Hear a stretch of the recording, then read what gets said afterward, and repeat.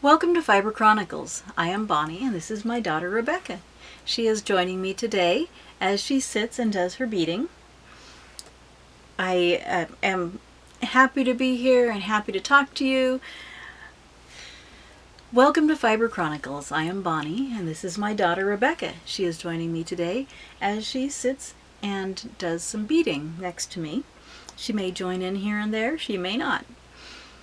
You can find me on Ravelry and Instagram and Facebook as Fiber Chronicles. I have a website that is fiberchronicles.com.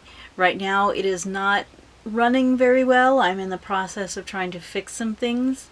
I had some technical difficulty that I haven't quite figured out yet. I have an email that is fiberchronicles@gmail.com.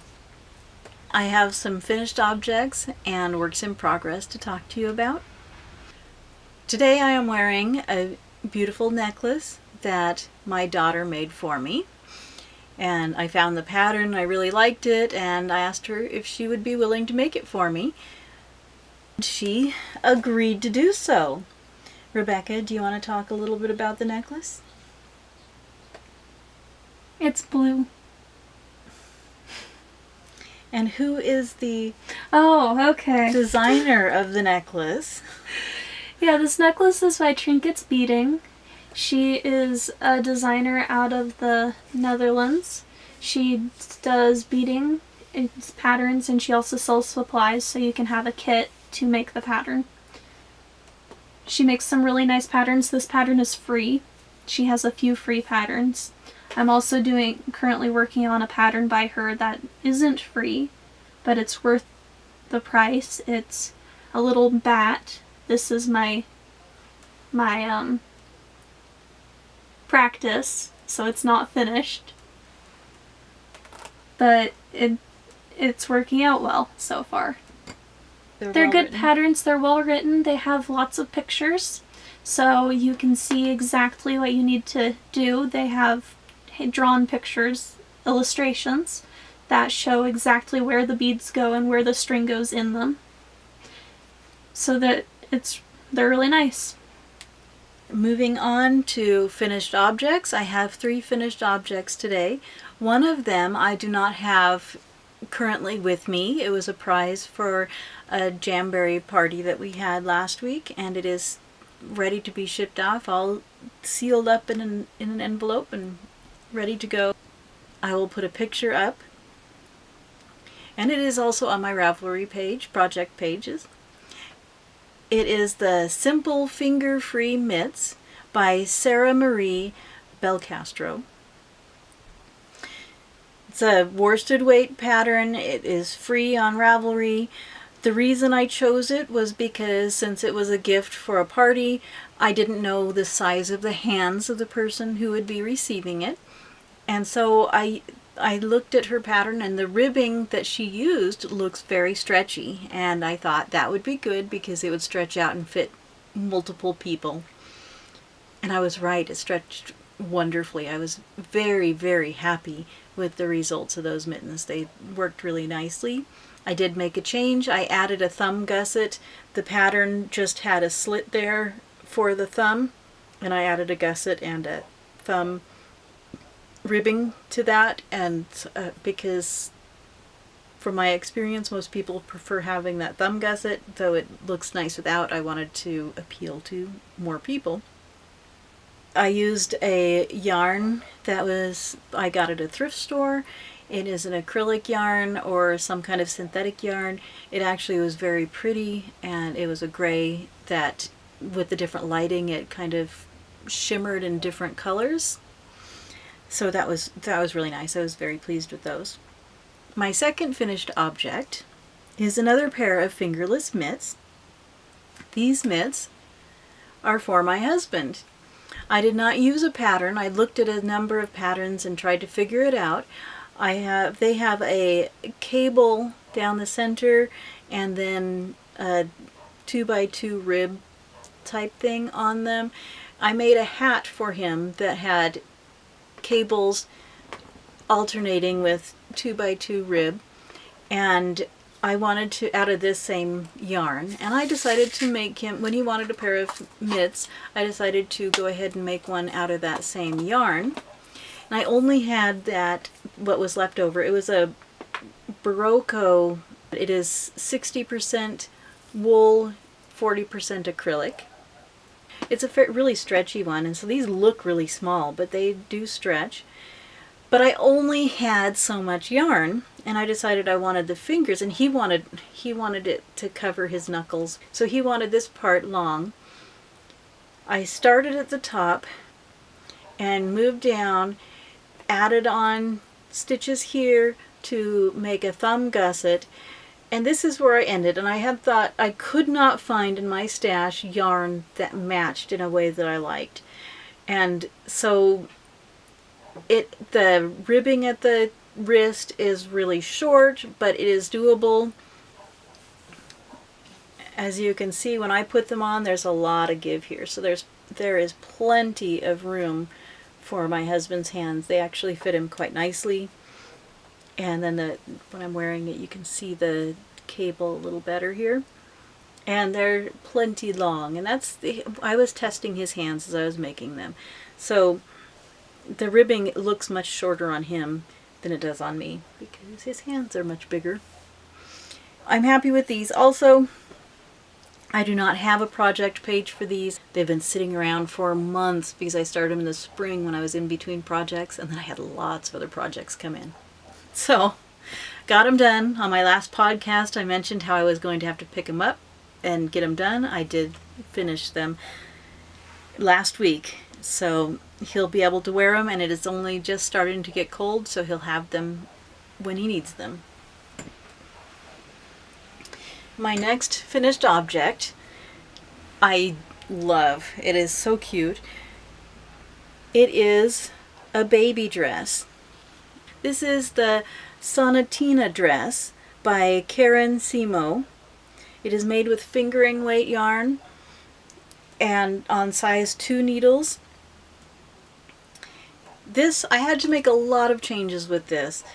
Not because the pattern had problems, but because I had one skein of yarn that I'd gotten at a thrift store again. I don't know exactly what the content is. It is a green tweed. I am pretty sure it is a sock yarn that is a wool and acrylic, or a wool nylon blend. It does get some, when I use the burn test to see if it's natural fibers, there is some hardening or melting ball kind of thing, and so I know there are some synthetic fibers in there. It does, when I washed it, it does smell like there is wool content, and when it's damp. So I'm pretty sure that it's a nice sock yarn. It feels nice. It feels like a nice sock yarn. It's soft and very nice to touch. It'll be a beautiful dress on her. And then it has these primary colored spots on it from the tweed, little tweed spots. I think it'll make her look kind of like a Christmas tree. Red, yellow, blue spots, and then there are a few dark greenish gray ones and some whiter ones, and on the green that is a tonal green. So the changes I needed to make, getting back on topic, are because of not being sure I would have enough yarn. I wanted to make sure I could finish a project. This was a bottom-up pattern, and if I started bottom up and ran out of yarn, I would be out of luck. But if I started top and went down, then I could have it be either a hip length, a tunic length, or a dress length, which it was supposed to be. I feel really lucky. It actually came out as the dress length. My daughter measured my granddaughter to see how long she wanted it, and I came out and I did it right there, and I changed to, it had a garter hem or edge down at the bottom. I changed it to a picot hem because I just think they look really nice, and I've never done one before, so I decided to do it. I'm very happy with that. I had enough yarn left over to sew the hem, to seam the sleeves and seam them onto the bodice, and then I had about 1 foot left over, 12 inches. That's all I had left over. And so I used every bit of it pretty much, and it came out just right to dress length. That meant I had to do the sleeves first because I wanted to make sure to have enough to finish the sleeves. And I did make some changes on the sleeves. They just had them come out, they were done flat, and then you seamed at the under the arm. But they just had them that you didn't have any decreasing or sleeve shaping, sleeve cap shaping. So I did some sleeve cap shaping. I'm glad I did that. The way I did the top to make it top down, I wanted to make sure that the cable mock rib was fairly seamless. So I cast on with a provincial cast on up on the top, worked down the back to the armpit, then put that on waste yarn, came back up to the top, picked up those provisional cast on stitches and did the front, and then worked around to then work around in the round on the way with the rest of the way with the stockinette. It worked really well.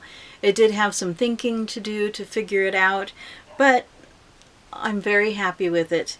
I also had to change, they had the gathers are done with knitting 3 together, and they had the pattern called for doing that all the way around. I felt like that did not give enough room for the arm, so I took out the bind off and the knit 3 together, and then went back and left some of these without decreases, so they were just straight knit in the stitch, and before I started with the knit 3 togethers, and I think that worked really well. It will also make it less bulky under the arm. Moving on to works in progress, I have 2 new works in progress. One of them I cannot show the work because it is a mystery knit along. It is the Day of the Dead knit along by Stephanie Lotven. I did this last year with her and it was so much fun. So this year it's a mitten knit along, and it is titled Till Death MKAL on Ravelry. If you want to join, you still can. We've already gotten 2 clues. There are 2 more to come, but if you, I'm pretty sure you can go ahead and join in now. It's a good group that's doing it. I have not been as active in the Ravelry group as I would have liked to have been, but that's because I haven't felt very well. I can show you my yarns though. I have just a basic white, this pink, which is a hand spun from someone. I'm not particularly fond of it. The color just isn't quite right, but it's what I had. I have this beautiful blue sock yarn, this beautiful red sock yarn. I did not have any yellow, and I really wanted some yellow, so I actually went to my local yarn store, Fiber Creek in Prescott, Arizona, and bought this beautiful yarn that is so nice. I just really love it. It is so bright. I don't do much bright and cheery, and I really like this bright cheery. And then my main color, I don't know what it is, but it's obviously a wool. I think it's 100% wool. It is not a particularly tight weave. It has blues and purples and greens and browns, and oh, it is just so luscious. It was supposed to be a solid color, but I've wanted to use this. I'm planning on making socks with it when I'm done, so I'm hoping the mitts don't take too much, because the more I knit with it, it's like, I want to make socks because it's so pretty. And this was a thrift store find, so I don't know what brand it is, So if you are interested in doing a very brightly colored colorwork pattern, it uses Latvian braids on the cuff. Oh, I don't know if I should have said that. That was a surprise in the first clue as one of the challenge things. But I don't think that's giving away too much. So head over to Ravelry and look up the Till Death MKAL on it's the Telly Bean Knits Ravelry group. So check that out if you're interested. Okay, my next work in progress I started, and I'm so happy with it. I really shouldn't have started because I had so many other things going on, but I really wanted to. Right now, this is what I have. Let's see if I can get some. Oh, that shows it nicely. It is, this first section is just a knit purl pattern that causes a texture pattern in there. This is the Les Vacances de Hercule Poirot pattern. My French pronunciation is appalling. It basically translates to Hercules Poirot on vacation or something like that. And it is published in TripleL Alice Laveau C. Condello's Ravelry store. It is a shawl, and with fingering weight. The yarns I'm using,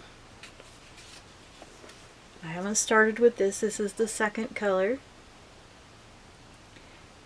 This is so pretty. This is from Giddy yarns, and it is the Roadkill Peppa colorway on her Giddy sock base, which is 75 superwash merino, 25 nylon. And this will be my second color. My first color is this beautiful charcoal. Here's what it looks like. It is from Lorna's Laces, and it is her shepherd sock base with 80% superwash wool, 20% nylon. So these are the two that I have. I will put up a picture of what the finished object will look like up here in between us, and so you'll be able to see what it is. It is like it was made for these colors to go together. I've had this for a while and wanted to use it and haven't come up with what I wanted to use it for. So when I was going through, just going through my stash for something else, I found these two 50-gram skeins of Lorna's Laces, and it was perfect, and it was just kicked in, and I had to go find a pattern, and then I found the perfect pattern. I'm very excited. So keep a watch out for it as I work on this, and so you can see the progression.